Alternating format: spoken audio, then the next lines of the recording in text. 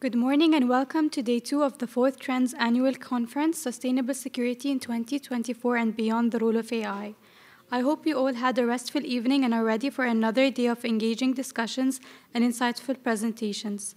Today we continue our exploration of the transformative role of artificial intelligence in fostering sustainable security and addressing global challenges. Thank you for being here, and let's dive into another enriching day of learning and collaboration.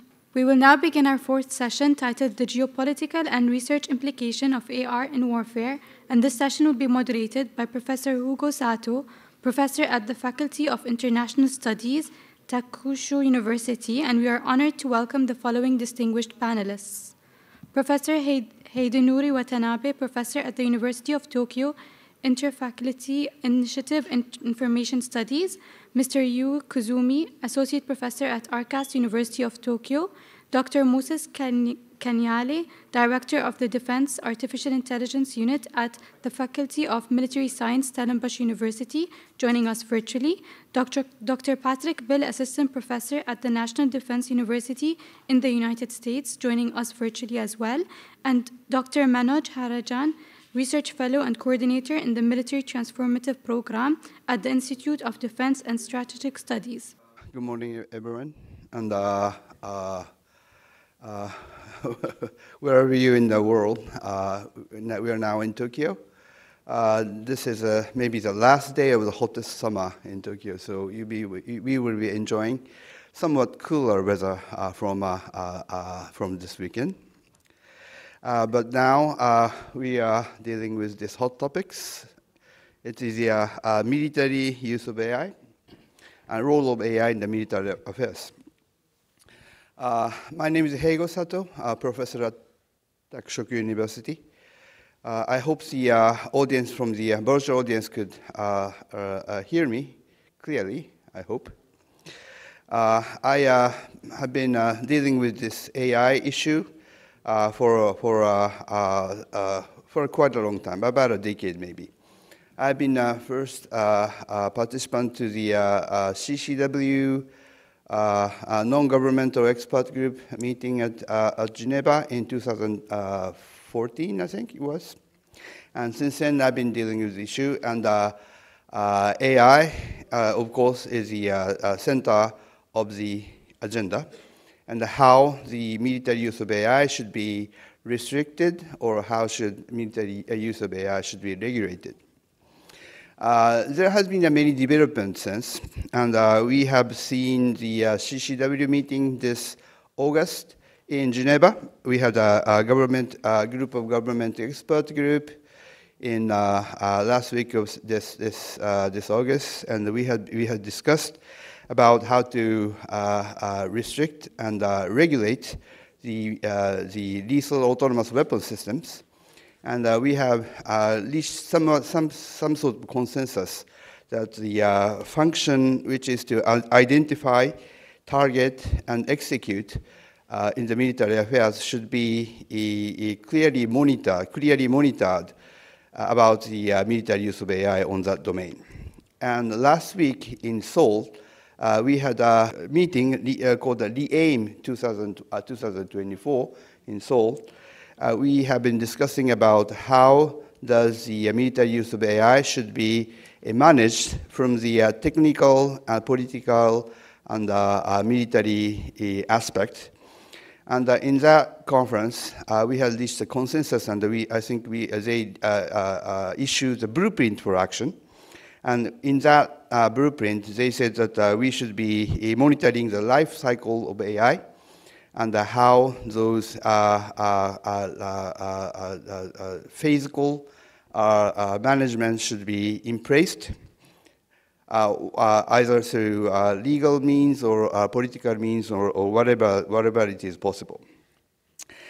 In that conference, life cycle of AI, they said that it is start from the design phase until the used and after action phase should be closely monitored by some international bodies or the individual governments. And those developments, including the LEAIM and CCW, present how the military use of AI is the center of the topic of the international politics and the security affairs. And today, we have excellent presenters, panelists, two in actual and 3 in virtual. We have Professor Hidenori Watanabe on my right, and we have Yu Koizumi on my left. And on the virtual phase, we have Moses Kanile, Professor Moses Kanile from South Africa. We have Patrick Bell from the NDU, United States. And we have Manoj Harjani from the Nanyang Tech University in Singapore. And organizers ask each panelist to discuss their points in 5, 6, 7 minutes maybe. And we will go down the queue accordingly listed on the schedule. So I will pass the panel microphone to the Professor Watanabe Hidenori. You have the floor now. Okay. Hello, everyone. So my name is Hidenori Watanabe, professor at the University of Tokyo. So today's presentation is on interactive visualization of disasters, so digital archives and community collaboration. Our method is here, so making open data historical materials, satellite images, and 3D data easily accessible to everyone with AI. And storytelling visualization, colorizing water and black and white photographs, and collaborate with mass media. So it makes that the latest technology can tell the world the reality of disasters. The visualization digital archives of our team creates have been evolving for almost 1.5 decades. It is an activity to visualize open data mainly on the theme of war and disasters. On August 6, 1945, an atomic bomb was dropped on Hiroshima. We have collected testimonies and photographs from survivors of the atomic bombing and visualized them in 3D digital Earth. In this way, the past damage of atomic bombing can be superimposed on the present Hiroshima cityscape. To produce Hiroshima Atomic Bomb Archive, we collaborated with the local community, including atomic bomb survivors and young people. Next, on March 11, 2011, the Great East Japan earthquake occurred. We collaborated with a local newspaper, Iwate Nippo, to recreate the last 30 minutes of the tsunami victims' actions.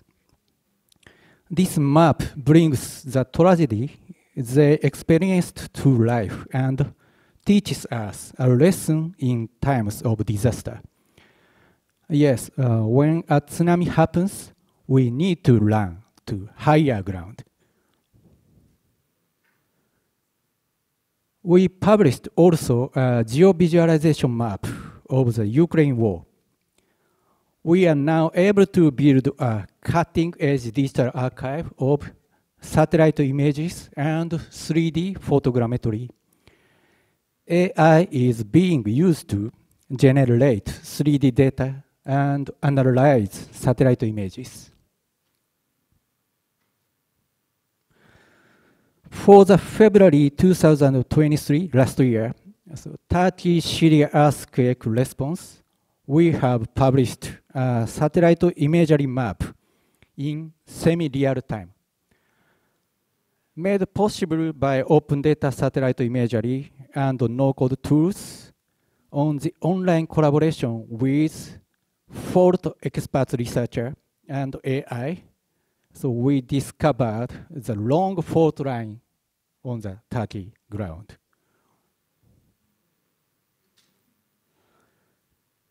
Using satellite images taken on a daily basis, it is possible to make fixed point observations of the restoration status of the affected area of earthquake. AI is effective in detecting differences day by day.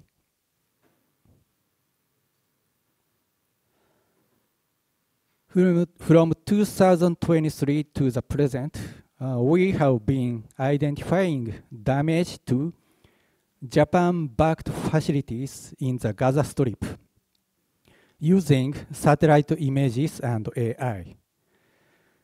In collaboration with the Japan International Volunteer Center, this initiative utilizes a storytelling digital map to promote deep understanding of the real situation of Gaza Strip.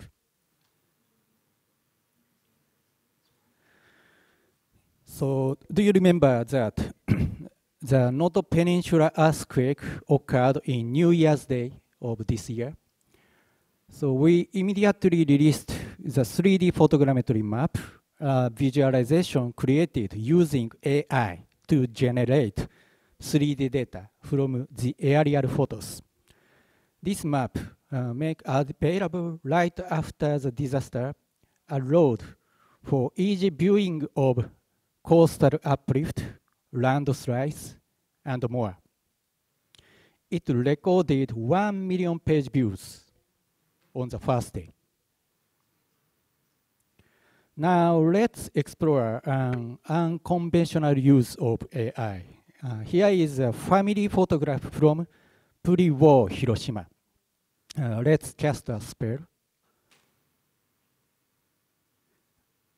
So by colorizing it with AI, doesn't it feel as if the people come back to life?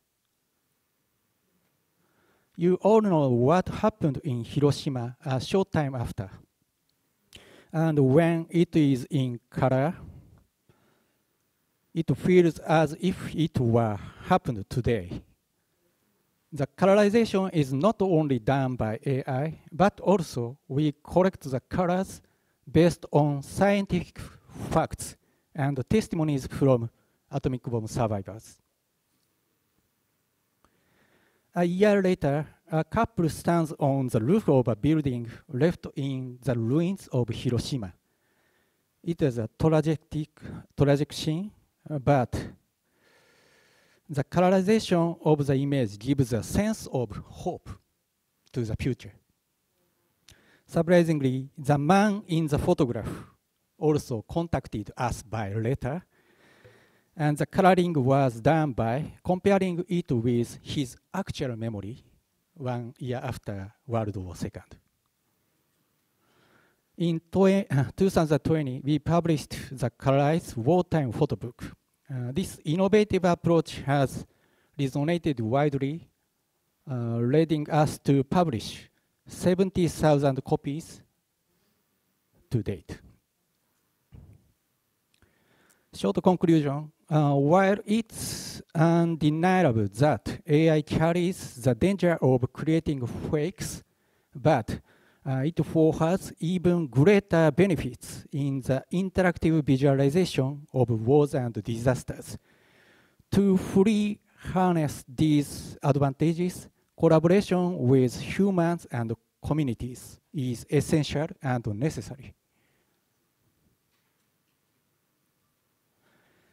Currently, we are collaborating with Al Jazeera, NHK, TBS, and the Yomiuri newspaper and other medias. On the media side, they are involved in reporting, storytelling, and fact-checking. And on our side, we focus on content creation and teaching visualization techniques to media. This model adapts to wars and disasters around the world, both past and present, providing insightful analysis. Okay, thank you very much. Well, thank you very much, Professor Watanabe. It is very astonishing to see how the color of the past, picture is reassembled and recaptured. And de-establishing reality is one of the most important, work on this AI, use of AI, and those, functions or techniques can be, maybe utilized in both in military and both in the logistical domains. And I think this is astonishing, fascinating work you've been working with. Well, thank you very much for your presentation. So next, Professor Koizumi. Thank you very much, Sato Sensei. And good morning to everyone in this hall. My name is Yu Koizumi. I know Koizumi is a very difficult pronunciation for guests from Middle East, so just call me Yu, please. And now I'm serving as an associate professor for this institute and working on Russian military affairs. So I'm not an expert of AI itself. Rather, today I'm going to talk about the impact of AI on military affairs generally meanings. So first of all, I would like to start with my family's story. My daughter was born in 2010, and when she started to speak languages in Japanese and Russian, there already was iPhone installed with Siri, and she started to talk with Siri at her age of 4 or 5, I don't remember. So I think she is the first generation of AI native of humankind. And now, our life is full of AIs and AI-related technologies. Its impact in every domain. And military affairs is not the exemption, of course. I think the application AI to military affairs is the innovation comparable to past military innovation, for example, gunpowder, aircraft, nuclear weapons. However, emerging technology like AI themselves do not automatically mean military innovations, because military innovations require military innovation requires organizational acceptance of new technology by military organizations. For example, in 19th century, the Royal British Army rigidly refused to introduce machine guns just because of bureaucratic inertia. And it leads to the British Army's severe suffering technology gap in battlefield. History is full of such episodes, and we should be open-minded to new technologies to keep our deterrence capability at world class. Second, the face of war is always different from the one predicted in peacetime. For example, drone warfare in Ukraine. Before the war, most of experts predicted that the drones are useless for major interstate war like Russo-Ukrainian war because they are very vulnerable to air defense system or electric countermeasures to control them. However, this time's war in Ukraine became the war of drones, which is featured by the active use of tiny toy drones. They are now used for everything needed for both army. Reconnaissance, transportations, jamming, even attack. Most of experts didn't expect such situation. As it's like this, reality of wars always defy our predictions, and it will be the case for the next war with AI. The key is the capability of adaptation. So openness and flexibility is required to adapt to rapidly changing situations. And defense policy should be designed to afford them. This is the second point. Third, military innovation is not driven by technology alone. Changes in the way society is organized and the way people think can sometimes have an impact far beyond technology and lead to the changes in the way war is waged. In other words, security is human issues, not technology.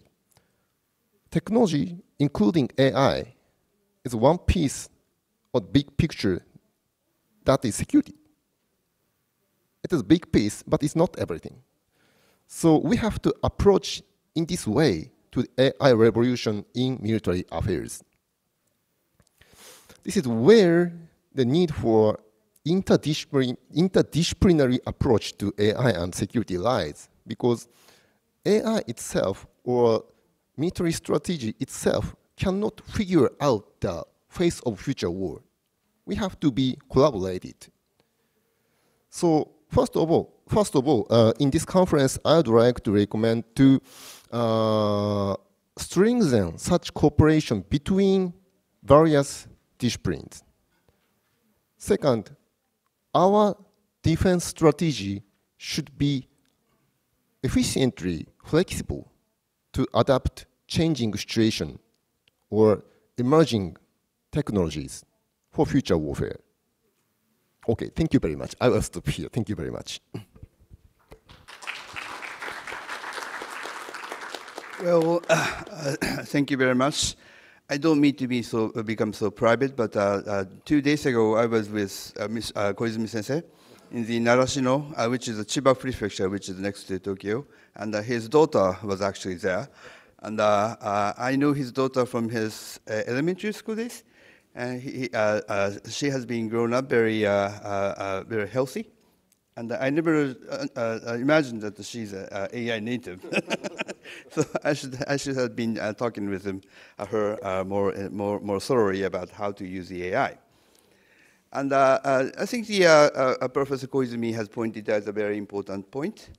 And to add to that point, I think the AI is the very big notion of data, algorithm, and processing capabilities. And the military aspects or military domain is gradually changing its ethical, technical, political, and legal understandings.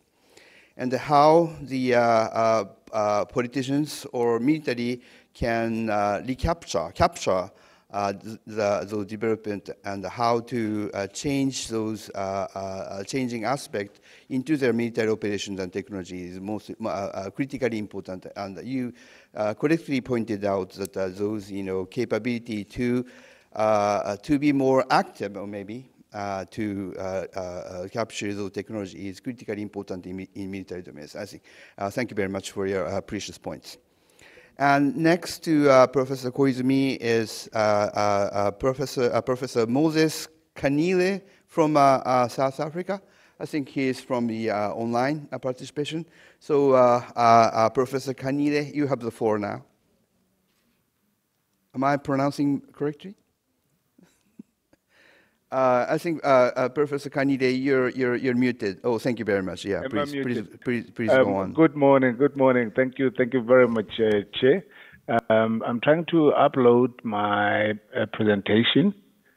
I hope it's coming through. It went through. Yeah, please. Yeah. Okay. Thank you so much, Chair. Ladies and gentlemen. It's a real pleasure and honor to have an opportunity to share some perspectives on matters related to AI. Just to declare up front, I come from a legal background, strategic background, so my input is more on regulation than the technical aspects of it. But I am aligned with what the previous speakers have already alluded to. What I'd like to cover, I just want to quickly look at the overview, broadly speaking, and some recommendations for consideration. In terms of the overview, we all agree that in the post-Cold War environment, there has been a resurgence of arms race in many ways, and a lot of competition in key areas, particularly as it relates now to AI. This is very much exacerbated by what is happening in Ukraine and the Ukraine-Russia conflict, and also the efforts of powers like the U.S. to contain China and to keep it in check. So a lot has been done to make sure that these technologies are restricted or managed and regulated one way or another. Now, the AI capabilities are very much pervasive in many ways. Big states and small states have access to these. And what is scaring many people is what could happen when these are deployed in the military space, because through AI, both soldiers and civilians are capable of doing things both in the geophysical space and the cyberspaces almost equally. So there is a real risk of unregulated proliferation of AI-related capabilities with military application, which is why there is concerted effort to look into how this can be regulated. As things stand, one of the most celebrated efforts at regulating AI use, AI development, is with the European Union's AI Act, which provides a framework for harmonization of AI use and development. However, there is an issue around why can't this AI Act be adopted by other regions for purposes of customizing it into their own environments, because what happens in Europe does not necessarily happen in the Americas, in Asia, and so on. So it provides that scope for possible customization. Now, the challenge is about the adoption and the transition for purposes of harmonizing AI dual use regime. You'll recall that in the past, when the EU adopted a regulation on information management, it was imposed on everybody who interacted with the European country, which all of a sudden imposed restrictions and exposed many countries to possible penalties if they did not comply. Now, in this case, we have an opportunity to transition in a much more smoother way and customized for different environments. So it is our contention that this EU AI Act can be used as a basis for creating global consensus on AI regulation. But by providing some kind of flexibility to adapt in the regional context. As much as it is designed for the EU family of countries, it is the kind of work that has gone into it is such that it will provide a template for many other countries to use it. But having said that, there needs to be a way of revisiting dual-use technologies regime, especially when it comes to the Convention on Conventional Weapons, which is an international treaty that looks into how conventional weapons can be used. So that particular treaty and similar treaties will have to be adapted. Now, if you're looking at AI application and regulation through the lenses of the Global South, it is important that the Global South countries should not be left behind. We are aware of the challenges in terms of the geopolitical rivalry that is unfolding out there. And as such, the Global South are likely to coalesce to have a common view, especially within the BRICS environment, which might not necessarily be aligned with what is happening in the North. However, if the Global South is left behind and is not does not encompass or is not aligned with what is happening globally, there might be challenges because it might become more vulnerable and susceptible to terrorists or non-state actors who want to do harm in other countries. It is our contention that with AI, it should be used to make war fighting not worthwhile. It should be it is not sufficient to regulate the use of AI-powered weapons in the battlefield without regulating their manufacturing at the factory floor. So that talks to management of industrial capacities, the use of associated skills, pretty much like it is being done in the nuclear space. It is also argued that the geopolitical East-West divide should not make the North-South divide a digital divide worse. That will be my input, ladies and gentlemen, on the possibility of regulating AI capabilities in the military space, that an effort should be made to emulate what the EU AI Act has done for the globe. Thank you, Chair. Well, thank you very much, Professor Kanile. I think you pointed out many important points, and many of the points which I have been dealing with, actually. So me and you, I think, are on doing the same approach, dealing with the same approach with AI. And one of the important points you pointed out is that the AI is a dual use in nature. So there are many civil applications of AI. You pointed out the health, energy, education, and manufacturing. I totally agree with your point. But because of the those civil application and the dual use nature of AI is dual use, it is very difficult to regulate, because once you regulate the AI in the military domain, you will definitely regulating the use of AI in the civil domain. How to differentiate and how to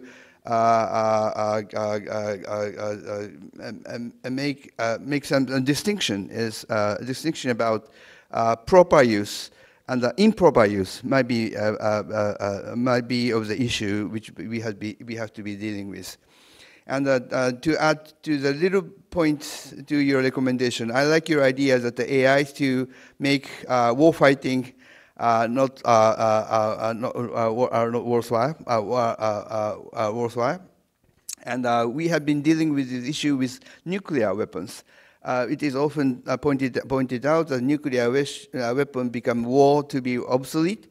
But the danger of nuclear war is there, and although it is a nuclear war is obsolete, the risk is still there. So how to deal with the risk associated with AI in military domain is one of the important topics.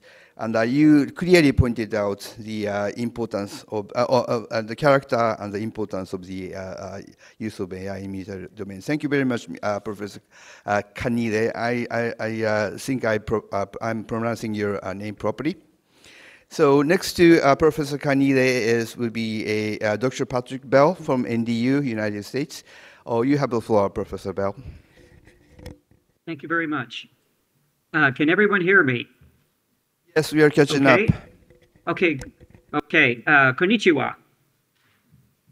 So I just have to say at the beginning that any views that are expressed in this speech are not those of the U.S. government. They are my own personal views and do not represent those of either of the Department of Defense.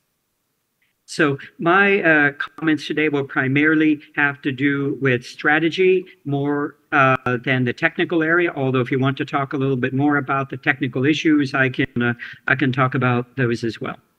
I actually do not have a presentation to give you, so I'm going to read my remarks, and then after that, I've also given a copy of these remarks to the Trans Research and Advisory, and I can also be reached later on as well if we want to talk some more. So we're dealing with AI. I believe that each new disruptive technology brings with it new challenges and opportunities, whether it is AI or the quantum computing. Yeah, despite this, there are still foundational concepts which would guide their implementation. Among the most prominent of these is Clausewitz's fog and friction of war and his trinity. These are two basic concepts we teach all the students at the National Defense University, and anybody who's ever gone to a professional military education institution will know about them. Now, despite their early 19th century origins, these two concepts have stood the test of time and been applied in many wars since. And I believe this is true for any revolution in military affairs. And the U.S. strategy, I think we're on the fourth or maybe even the fifth revolution in military affairs in the last 25 or 30 years. What we need to understand is that it is less the technology than those who wield it that is determinative of its implications. The panel's requested implications of AI for the future of warfare. The fog and friction of war are no less important now than they were when von Clausewitz first wrote his book on war. In fact, they're even more important now, I would say, as the time between action and consequence are inexorably growing closer. So even as we speak here, the Russo-Ukrainian conflict shows this trend. It is just the latest example of how each side is trying to achieve their strategic objectives. Understand what this fog and friction is. I'm going to give you a little bit of an object example. As artificial intelligence is more fully integrated into warfare, it will also require a strategic reframing of conflict to sustain current levels of security. Rising geopolitical competition or the use of AI also presages the potential for a new escalatory dynamic in warfare. An AI arms race where there is less time between action and consequence. It is a dynamic which is increasingly characterized by experimentation and rapid prototyping that is deployed under battlefield conditions. We can obviously see this in the Russo-Ukrainian war, in particular, as other speakers have mentioned, in terms of the use of drones and other unmanned aerial vehicles. And this is a trend in which governments no longer have a monopoly on the development of these weapons.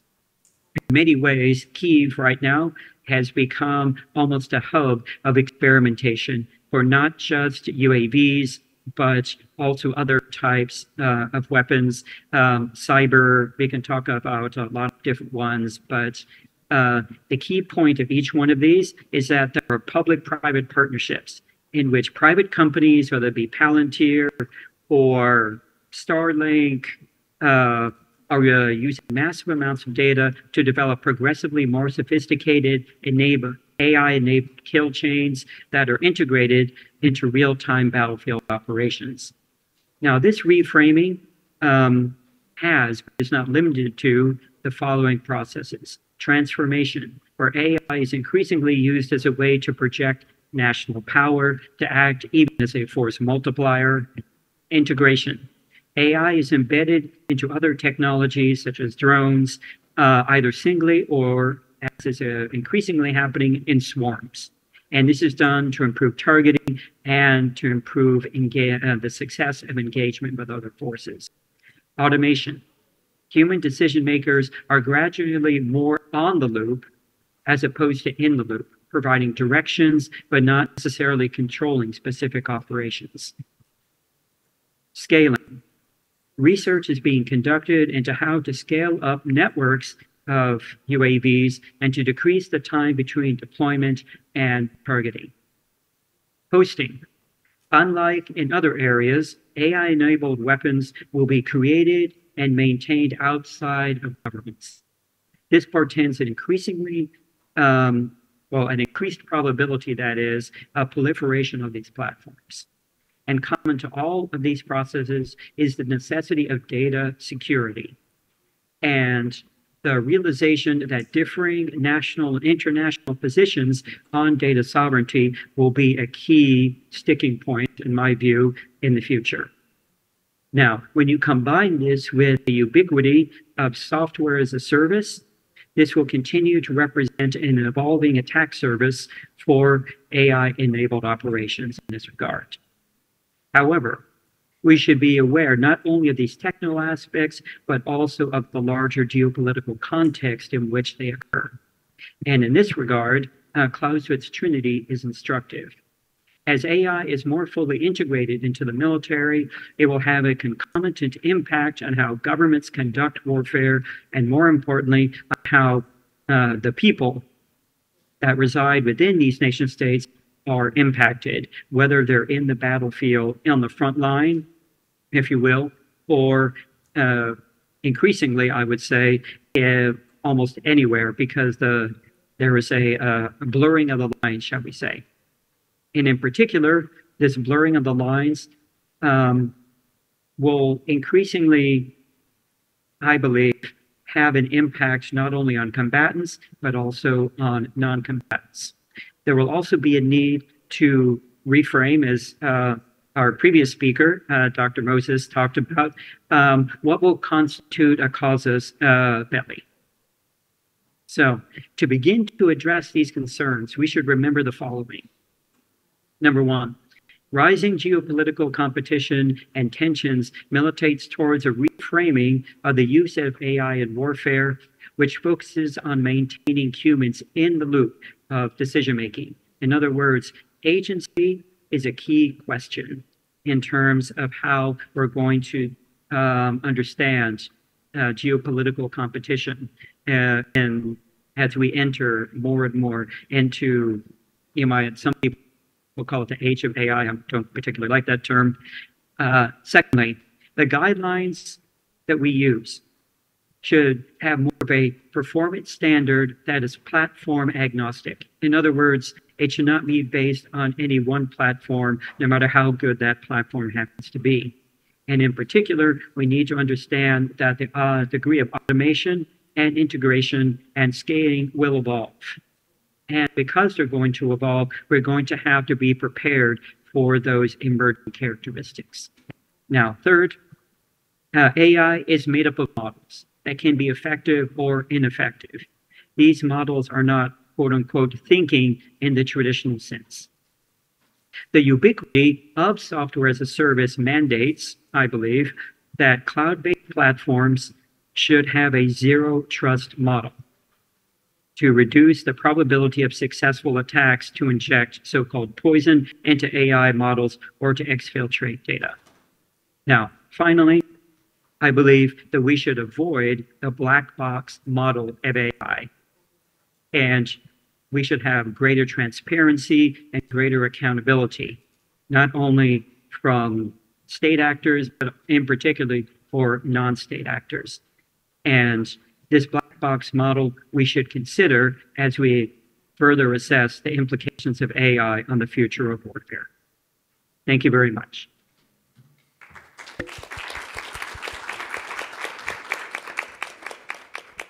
Well, thank you very much, Professor Bell. I think you also pointed out many important aspects in the military use of AI in military domains, and I realized that your points had been one of the major point of debate in the U.S. security communities, and as well as in the international communities as well. We have been talking about the nature of AI, which is enabling the current military capabilities, and human agency is critically important. A human in the loop is critically important in conducting the military affairs using AI technologies. Understanding all of your points, I think the human out of the loop is one of the points which we must be cautious about.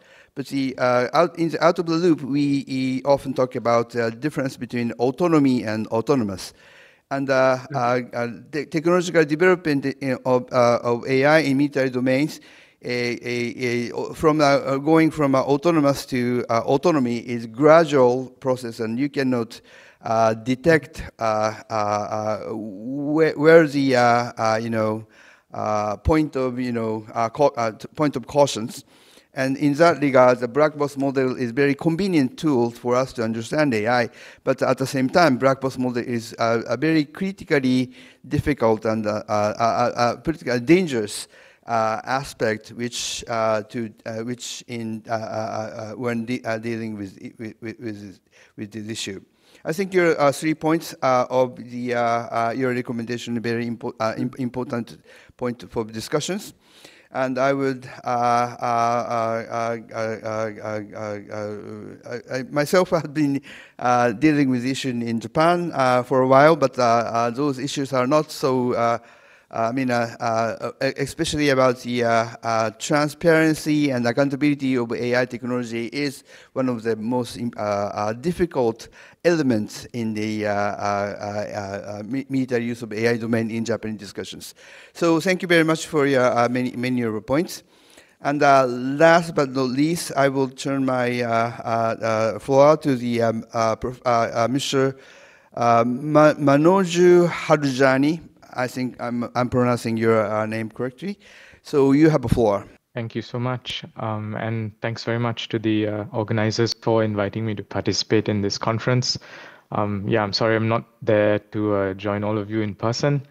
So I guess the good thing about going last is that everything I'm about to say is been covered in some form or the other, but that also means that you will be able to follow what I'm saying without much trouble, I think. So I'm going to outline 3 points that I hope to contribute to the discussion.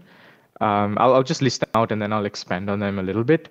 So the first point is that I think we should be thinking about multiple alternative futures for AI's application and governance in the military domain rather than a single future. And I'll explain what that means in a bit. The second point, I think, in terms of AI's impact on warfare, at least in the short term, I think it will be an evolution rather than a revolution in military affairs. And the final point, I don't think that we will need a legally binding agreement to manage all of the risks associated with military AI. So let me expand on each of those, and I hope you can already see some of the connections with what's already been said. So why do I say that it's important to think about futures in the plural rather than a singular future of AI in the military domain? Basically, when you're trying to predict a single future, you're going to run into all sorts of problems when you're dealing with a rapidly evolving, disruptive, and a general purpose set of technologies like AI. And so when we're broadening the scope of our thought process, when we're preparing for multiple possible futures, that gives us an opportunity to build resilience in our plans and strategies. So it allows us essentially to consider a wide range of possible things that we need to think about and prepare for. The other thing is that we can actually spend some time thinking about what are the futures we desire, and then we can work backwards from there to the present. And so in doing so, then we can account for potential challenges that might arise along the way as we're working towards achieving some of these desired futures. So that's the first point I'd like to put across. Now, for the second point, I think some of this has already been covered earlier, so it should be familiar. But when it comes to AI's impact on warfare, I think the first thing to emphasize really is that AI is a tool. It's not really a weapon. It's something that you'll see in the background, and increasingly it's quite invisible. It's being embedded in different bits of hardware and software, and so we tend to see its output rather than sort of the nuts and bolts of its functioning. Now, we've already mentioned the idea of a revolution in military affairs, or RMA, and so this is about having enabling technologies and the underlying economic and social ecosystem facilitating a transformation in how wars are fought. So you've had the gunpowder revolution, the industrial revolution, and so on. Now, to this question of whether we will see an AI RMA, my sense is that there's just too many uncertainties around the capabilities that militaries will develop through the adoption of AI. So there's much that we don't know. part of the reason for that is because AI technologies themselves are evolving, but there's also a lot of challenges when it comes to implementing AI in the military domain. One example is that AI systems often behave in unpredictable ways, whereas in a military setting, warfighters require the systems that they're working with to function in certain predictable ways. And I think this has already come up, but I'd also like to emphasize how humans and machines work together. This will be very, very critical in determining the success of AI's application in the military domain. I'm not so sure that we will move to, fully autonomous weapon systems and, what's been called a hyper war, where, wars are fought between both sides or multiple sides, entirely with AI-enabled systems. I think that's still some ways away. But I think in the meantime, we're going to have to think very hard about how, as AI is getting adopted and integrated into different systems and platforms, how humans and these systems are going to work together. And that's going to be one of the biggest and most important factors in determining AI's impact on warfare. So moving to my last point on governance, I mentioned, we won't need a legally binding agreement to manage all of the risks associated with military AI. So I'm just being very pragmatic. I think that the extent to which consensus can be achieved between countries, particularly where you're asking them to put enforceable constraints on their behavior, I don't think we should expect that much, at least in the short term there. So voluntary non-binding processes like the recently concluded Responsible AI in the Military Domain, or RE-AIM Summit, which took place in Seoul. These types of platforms, they will remain important because they provide platforms to build consensus and to start establishing norms. That's going to be very, very crucial going forward. But at the same time, I feel that it's not just about legally binding agreements, it's not just about norms. We also need to be thinking about standards and the codes of practice for the design and development of military AI systems, and how that's going to play a role in managing some of the risks associated with military use of AI. So I think with that, I'll stop there, and I'm happy to address any questions. So thank you very much. Well, thank you very much. Being the most advantage of being at last is that you can summarize many of the points, and you can propose the summary discussions, which you pointed out in the last point, that whether we should pursue a legal binding instrument or other forms of regulations. Those are the, maybe one of the conclusions of our debate. But throughout your presentation, I think you also pointed out very new and illuminating points, which is you clearly pointed out that the AI is only a tool, and how and where and who is utilizing those tools is most critically important. And I think you have summarized, actually you have summarized all the discussions of this panel. And since we have only several minutes, I will not, anyways, thank you, Professor Harjani, for your wonderful presentation. I love it. Thank you very much. And we have only a couple of minutes, and I think our moderator is very strict in keeping the time limits. So I would like to ask the floor if you have questions. Please raise your hand, and you identify yourself and make a question to the panelists you would like to pose a question to. Is there any questions? Yeah, please, Professor Ikeuchi. Yeah.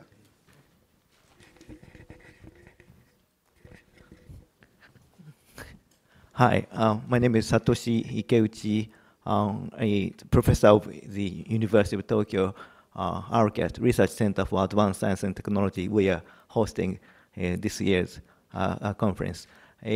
My question, this panel is the one of the most politically potentially politically explosive panel, even though those scholars are very calmly talking about it. All of you are very smart, but I want to from any of you I want to hear opinions or views on the recent use of AI and other advanced technologies from the countries in the Middle East, particularly in the Middle East, and states and non-state actors. We are talking about some rogue, entity like non-state actors, but in these days, state actors are also in a various way using or tacit way using advanced technology to for some purposes, warlike purposes. In some cases, they avoid declaring war using these advanced technologies. So the situation is rather opaque. We cannot just divide, and good guys are defending our society from the bad guys using new technologies. So how do you describe this situation? I'm sorry, we don't have much time, but my question is big. But probably I want to pose a question, for example, from Dr. Moses Kanire. The common a understanding for us is there are some division between G7 kind of countries and the other advancing countries like so-called global south or so for example, I just want to pose question I'm sorry to other presenters, but I just wanted this kind of a view from South Africa. Okay. Doctor, can you have a pinpoint question from Professor Ikeuchi? Please, you have the floor. Thanks a lot, Prof. Indeed, it is very tricky because even if there is agreement that we have to be careful how we are using technology as individual states, but because of the geopolitics, especially now, and in fact, let me put it this way. If we were to have a discussion on the convergence of AI regulation before Crimea, or especially before Ukraine, I think we're standing a better chance of getting aligned as a family of nations. But in the post-Crimean state, in the post-Crimean environment, and now in the current state with Ukraine and Russia, the gap between the East and the West has become wider. The players that are aligned with the West are very clear, because there is a view that anything that is led by or involves China, Russia, and those countries is not good for the West, and therefore it must be treated with suspicion. Now, unfortunately, this is coinciding with the Global South working together with these countries, so you can't wish them away. So that makes it so much difficult, and therefore we need big boys in the room to say, guys, this is the danger that affects whole humanity, just like climate change, just like nuclear weapons, and all of those matters. Consensus is a requirement. Um, um, so I guess what I'm trying to get to is that we have to realign this process, the RIAM process, and that of the East or the BRICS version, and also if you look at the poor countries, they are forced to choose between A or B, not like working with both A and B, if you catch what I'm saying, which is making it so much difficult because the humanity wants to work in unison. And this issue of AI regulation affects everybody. And non-state actors like chaos. If there is chaos, there is no agreement. Non-state actors, even state actors, can be very naughty and mischievous and exploit the gap and exploit the lacuna, exploit the disagreement for their own advantage, which is a challenge. Well, thank you very much, Professor Kanide. Picking up the point which Professor Ikeuchi has pointed out, I will. You have a point, Bill. Please, yeah, you raise your hands. Yeah, please. Thank you very much. I also wanted to address the question, in particular, the idea that is increasingly important of both, well, two different concepts, hybrid warfare and gray zone conflict. And you will increasingly see that both, I would say many different sides of different of these conflicts, whether they be state or non-state actors, are not actually approaching. You might call it a red line, but are increasingly engaged in so-called gray zone activities, active measures, if you will, whether that be use of botnets or use of AI-enabled generative adversarial networks for so-called deep fakes, or promoting disinformation or misinformation, propaganda, interfering in other states, shall we say, internal workings. And because of that, AI will only, I believe, not only this trend will increase, but I think it's going to, the volume, you might say, and the velocity of these attacks will also start to increase. And that's why it's so important that we have we have basic agreement on values. For example, if you look at the Tallinn Manual that was created some years ago, that was maybe, you might say, some of the first attempts to determine what is, shall we say, in cyberspace. What is going to be, you might say, necessarily allowed or not allowed, but trying to understand what the shall we say, conflict is in cyberspace. I'm not saying that that's the best model, but I think that if we come together and we understand the values that each of us has, and that trying to include all of those in a particular solution. I would also agree with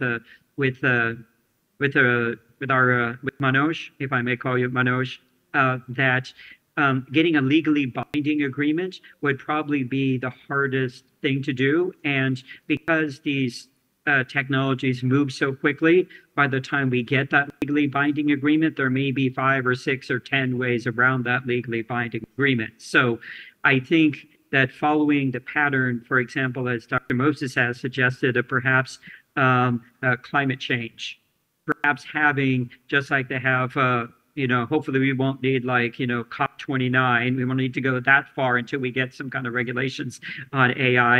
But having everybody at the table, I think is a better thing. There's an old term, Winston Churchill, I believe, said, to jar jar than war. Then I would think that probably the same is the case for AI. So that's what I have in answer to the question. Well, thank you very much.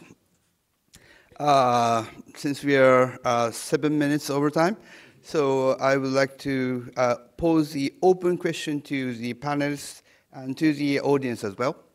As Professor Bell has pointed out, and Professor Kanide has pointed out, we need some form of regulation, yes. And every panelist actually did not mention about the use of IHL and the international humanitarian laws and the international human rights law at large. We have those legal and ethical principles in place, but those implementation of the IHL and human rights law is not quite adequate. So maybe we need some other measures to regulate and restrict the use of military domain use of AI in military domains.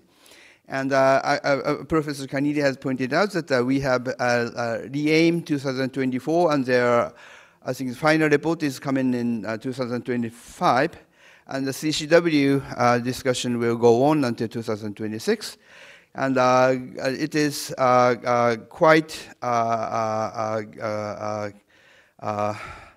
disappointing, actually, participating at the CCW debate, that the conclusion of the discussion is to make it more properly. I was wondering what would be the conclusion, and I'm very suspicious about the legal